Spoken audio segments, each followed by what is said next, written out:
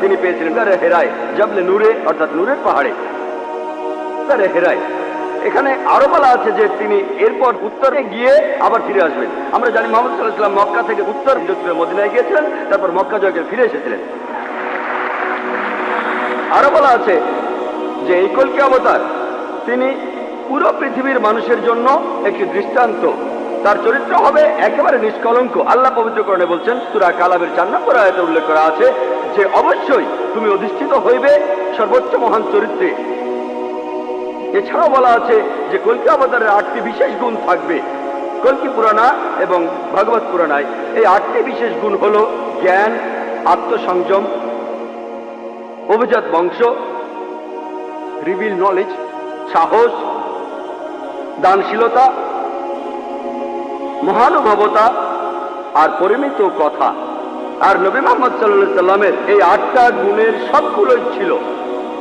এছাড়া আরো বলা আছে যে তিনি হবেন এই পৃথিবীর শিক্ষক। আল্লাহ পবিত্র কোরআনে বলছেন, আর সূরা সাবার 28 নম্বর আয়াতে উল্লেখ করা আছে, ওয়ামা আরসালনাকা ইল্লা কাফাতাল লিন্নাস বাশীরা ওয়া নাযীরা, আমি তো তোমাকে সমগ্র মানব জাতির জন্য প্রেরণ করিয়াছি তাহাদের সংবাদদাতা ও সতর্ককারী রূপে, কিন্তু অধিকাংশ মানুষই তাহা জানে না।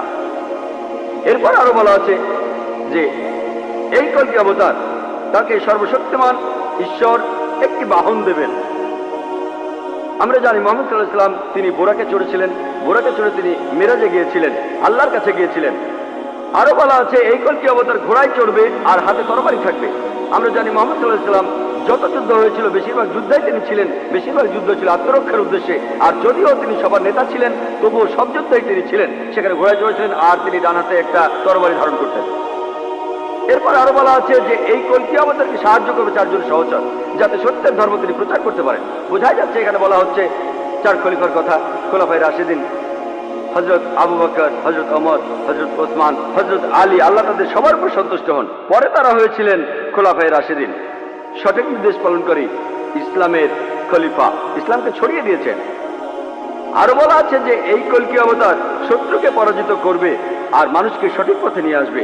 আমরা জানি মুহাম্মদ সাল্লাল্লাহু আলাইহি ওয়াসাল্লাম শত্রুকে পরাজিত করেছিলেন আর আরবদের তিনি আয়ামে জাহেলিয়া থেকে, অজ্ঞতার যুগ থেকে সত্যের পথে এনেছিলেন। আরেকটা কথা বলা আছে যে দেবদূতরা তাকে যুদ্ধের ময়দানে সাহায্য করবে। আমরা জানি মুহাম্মদ সাল্লাল্লাহু আলাইহি ওয়াসাল্লামকে ফেরেশতারা বিভিন্ন যুদ্ধে সাহায্য করেছিলেন, যেমন বদরের যুদ্ধে। পবিত্র কোরআনেও আছে, সূরা আল ইমরানের 123 থেকে 25 নম্বর আয়াতে উল্লেখ আছে।